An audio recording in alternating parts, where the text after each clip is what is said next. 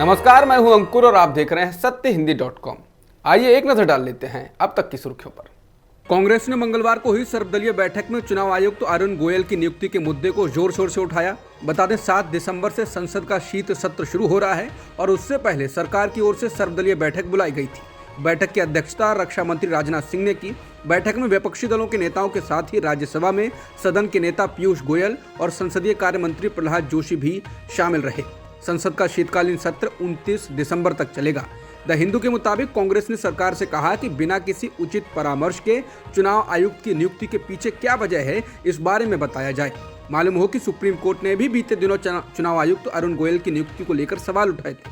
केंद्र सरकार ने अरुण गोयल को चुनाव आयुक्त नियुक्त किया था। इस मामले में दायर याचिका पर सुनवाई के दौरान सुप्रीम कोर्ट ने कहा था, ये प्रकाश की गति से किया गया काम है। सुप्रीम कोर्ट ने कहा ये पद मई से खाली था, लेकिन सरकार ने इतने महीने तक पद खाली रहने के बाद अचानक ही 24 घंटे में इस पर नियुक्ति कर दी। वर्ल्ड बैंक ने 2022-23 वित्त वर्ष के लिए भारत की अर्थव्यवस्था की विकास दर के पूर्वानुमान को बढ़ाकर 6.9% कर दिया है। इससे पहले विश्व बैंक ने भारत की अर्थव्यवस्था के 6.5% की दर से बढ़ने का अनुमान लगाया था। समाचार एजेंसी पीटीआई के अनुसार वर्ल्ड बैंक ने यह भी कहा कि मौजूदा वित्त वर्ष में भारत में महंगाई दर 7.1% रह सकती है। समाचार एजेंसी एनआई ने वर्ल्ड बैंक के सीनियर इकोनॉमिस्ट ध्रुव शर्मा के हवाले से बताया है कि देश में तेजी से बढ़ी आर्थिक गतिविधियों को देखते हुए विकास दर के अनुमान को बढ़ाया गया है। उन्होंने ये भी कहा कि इस साल भारतीय रुपए की कीमत डॉलर के मुकाबले 10% तक गिरी है। हालांकि अन्य उभरते बाजारों की तुलना में ये उतना बुरा नहीं है। ममता बनर्जी की तृणमूल कांग्रेस ने दावा किया है कि उसके प्रवक्ता साकेत गोखले को गुजरात पुलिस ने मोरबी पुल ढहने के बारे में एक ट्वीट को लेकर गिरफ्तार किया है। पार्टी ने बीजेपी पर राजनीतिक प्रतिशोध का आरोप लगाया है। टीएमसी के नेता डेरेक ओब्रायन ने इसकी जानकारी दी है। उन्होंने बताया है कि गिरफ्तारी मोरबी में गिरे सस्पेंशन ब्रिज से जुड़े साकेत गोखले के ट्वीट की वजह से हुई है। टीएमसी सांसद ने बताया, साकेत गोखले ने नई दिल्ली से जयपुर के लिए सोमवार रात 9 बजे फ्लाइट ली। जब वो जयपुर पहुंचे तो गुजरात पुलिस पहले से ही एयरपोर्ट पर उनका इंतजार कर रही थी और वहीं से उन्हें अपने साथ ले गई। डेरेक ने कहा कि मोरबी पुल के ढहने पर साकेत के ट्वीट के बारे में साजिश के तहत अहमदाबाद साइबर सेल में मामला दर्ज किया गया।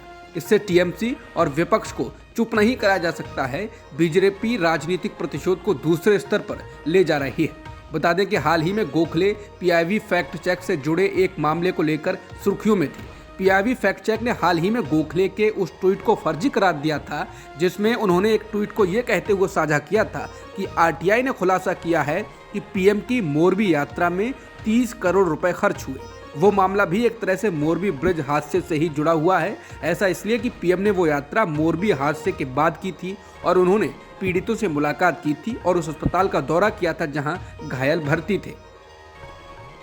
तृणमूल कांग्रेस के राष्ट्रीय प्रवक्ता साकेत गोखले ने मोरबी हादसे को लेकर किए गए ट्वीट के बाद हुई गिरफ्तारी को विडंबना बताया। अहमदाबाद कोर्ट ले जाते वक्त गोखले ने कहा, यह विडंबना है कि एक पुल गिरने के बाद पीएम की मोरबी यात्रा पर एक ट्वीट के लिए उन्हें गिरफ्तार किया गया है, जबकि ओरेवा मालिक मुक्त हैं।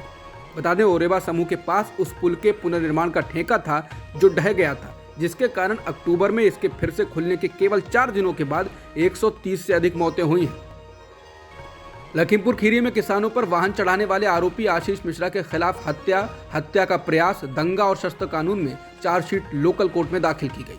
आशीष मिश्रा केंद्रीय गृह राज्य मंत्री अजय मिश्रा टेनी का बेटा है। इस मामले में अदालत की कार्यवाही 16 दिसंबर से शुरू होगी। अदालत ने लखीमपुर खीरी हिंसा मामले में आशीष मिश्रा को जमानत देने से इनकार कर दिया है। आशीष मिश्रा को 9 अक्टूबर को यूपी के लखीमपुर खीरी में 3 अक्टूबर 2021 को ही हिंसा के सिलसिले में गिरफ्तार किया गया था। पीठ ने इस साल 15 जुलाई को सुनवाई पूरी करने के बाद अपना आदेश सुरक्षित रख लिया था। पिछले साल उत्तर प्रदेश के उप मुख्यमंत्री केशव प्रसाद मौर्य द्वारा लखीमपुर की यात्रा से पहले 3 अक्टूबर 2021 को हिंसा में 8 लोग मारे गए थे। इसमें से 4 लोगों की कार से कुचलकर मौत हो गई थी और इसके बाद हुई हिंसा में कार में सवार 4 अन्य लोग मारे गए थे। दावा किया जाता रहा कि कार में सवार लोग यूपी के मंत्री का स्वागत करने आए भाजपा कार्यकर्ताओं के काफिले का हिस्सा थे, जबकि किसान विरोध प्रदर्शन का हिस्सा थे। कांग्रेस अध्यक्ष मल्लिकार्जुन खड़गे ने सोमवार देर शाम को छत्तीसगढ़, राजस्थान और हरियाणा के लिए नए प्रभारियों की नियुक्ति की है। मल्लिकार्जुन खड़गे ने स्टीयरिंग कमेटी की बैठक के बाद पहला बड़ा फैसला लिया है। हाल में राजस्थान में कांग्रेस संकट के दौरान सुर्खियों में रहे अजय माकन को राजस्थान से उनके प्रभार से मुक्त कर दिया गया है। ये बदलाव ऐसे समय में किए गए हैं जब कांग्रेस की भारत जोड़ो यात्रा राजस्थान में है। राजस्थान में अजय माकन की जगह सुखविजेंद्र सिंह रंधावा को राजस्थान का प्रभारी बनाया गया है। पीएल पुनिया को हटाकर कुमारी शैलजा को छत्तीसगढ़ का नया प्रभारी बनाया गया है। इस कांग्रेस शासित राज्य में भी मुख्यमंत्री भूपेश बघेल और वरिष्ठ मंत्री टीएस सिंहदेव के बीच खींचतान कई बार हो चुकी है। इसके अलावा गुजरात से राज्यसभा सदस्य शक्ति सिंह गोहिल को दिल्ली के अलावा हरियाणा का अतिरिक्त प्रभार दिया गया है। विवेक बंसल को उनके हरियाणा प्रभार से मुक्त कर दिया गया है। इसके साथ ही बिहार में अखिलेश प्रसाद सिंह को कांग्रेस अध्यक्ष बनाया गया है। अखिलेश सिंह G23 गुट के सदस्य माने जाते रहे हैं। हालांकि उनको जिम्मेदारी देकर यह साफ कर दिया गया है कि पार्टी में अब कोई G23 गुट नहीं। गुलाम नबी आजाद और कपिल सिब्बल के पार्टी से जाने के बाद G23 गुट खत्म माना जा रहा है। कांग्रेस अध्यक्ष के चुनाव के वक्त भी G23 गुट के नेताओं ने थरूर को समर्थन न देकर खड़गे को समर्थन दिया था। गुजरात चुनाव को लेकर आए एग्जिट पोल में आम आदमी पार्टी को 15 से 20% वोट मिलता हुआ बताया गया है। इसको लेकर दिल्ली के मुख्यमंत्री अरविंद केजरीवाल ने कहा है कि एक नई पार्टी के लिए 15 से 20% वोट शेयर हासिल करना वो भी बीजेपी के गढ़ में बड़ी बात है। इसके अलावा डिप्टी सीएम और आप नेता मनीष सिसोदिया ने कहा यह आम आदमी पार्टी के लिए बड़ी जीत है। सिसोदिया ने कहा कि 10 साल के अंदर आम आदमी पार्टी 2 राज्यों में सरकार चला रही है और राष्ट्रीय पार्टी बन रही है। गुजरात की जनता ने वोट देकर हमको राष्ट्रीय पार्टी बनाया है और ये अच्छी बात है क्योंकि गुजरात को बीजेपी और मोदी का किला माना जाता है, लेकिन वहां की जनता ने पहली बार उतरने पर ही अगर 20% वोट दिया है तो अभेद किले का तथाकथित मिथ टूट गया है। गौतम अडानी ने एनडीटीवी को लेकर लॉन्च किए ओपन ऑफर में 8% अतिरिक्त हिस्सेदारी हासिल कर ली है। इसके साथ ही अब अडानी के पास एनडीटीवी में कुल हिस्सेदारी 37% हो गई है। बता दें कि शुरू में अडानी मीडिया नेटवर्क्स ने एनडीटीवी में 29% का अधिग्रहण किया था। इसके बाद में भारत के अधिग्रहण नियमों के अनुरूप अतिरिक्त 26% हिस्सेदारी के लिए खुली पेशकश की गई। बता दें कि ओपन ऑफर सोमवार को बंद हुआ। एनडीटीवी में अडानी ग्रुप की हिस्सेदारी अब 37% है, जो मीडिया कंपनी के संस्थापक प्रणय रॉय और राधिका रॉय के पास मौजूद 32% से अधिक है। टाइम्स ऑफ इंडिया के मुताबिक अब अधिक हिस्सेदारी के साथ अडानी को एनडीटीवी के बोर्ड से मौजूदा निदेशकों को हटाने या मीडिया कंपनी में नए निदेशकों की नियुक्ति का प्रस्ताव देने का अधिकार भी मिल गया है। ये प्रस्ताव सामान्य प्रस्तावों के अंतर्गत आते हैं और इसके लिए अधिकांश शेयर धारकों के अनुमोदन की जरूरत होती है। लालू यादव के कट्टर आलोचकों में से एक भाजपा नेता गिरिराज सिंह ने कहा कि लालू की बेटी रोहिणी आचार्य पर उन्हें गर्व है। वो इतने भर तक नहीं रुके, उन्होंने तो यहाँ तक कह दिया कि बेटी हो तो रोहिणी आचार्य जैसी। उन्होंने रोहिणी को संबोधित करते हुए आगे कहा, आने वाली पीढ़ियों के लिए आप अनुकरणीय होंगी।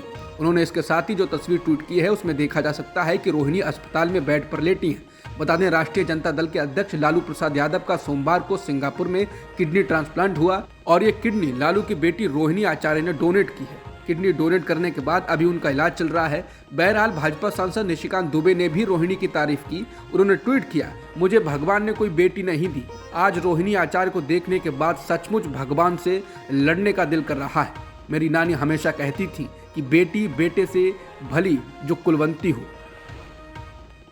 पाकिस्तान के पूर्व प्रधानमंत्री इमरान खान अब एक नए नारे के साथ पाकिस्तान की सियासत में फिर से गर्मी पैदा करने जा रहे हैं। इस नारे का नाम इलेक्शन कराओ मुल्क बचाओ है।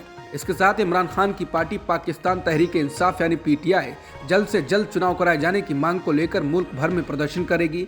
तुरंत चुनाव की मांग को लेकर पीटीआई 7 दिसंबर से बड़े पैमाने पर प्रदर्शन करेगी। इसका फैसला लाहौर में इमरान के आवास पर हुई पीटीआई के विधायकों, सांसदों और पदाधिकारियों की एक बैठक में लिया गया है। 7 दिसंबर से 17 दिसंबर तक पूरे लाहौर में सार्वजनिक सभाएं की जाएंगी और इनमें मुल्क की शहबाज शरीफ हुकूमत पर दबाव बनाया जाएगा कि वो चुनाव कराए।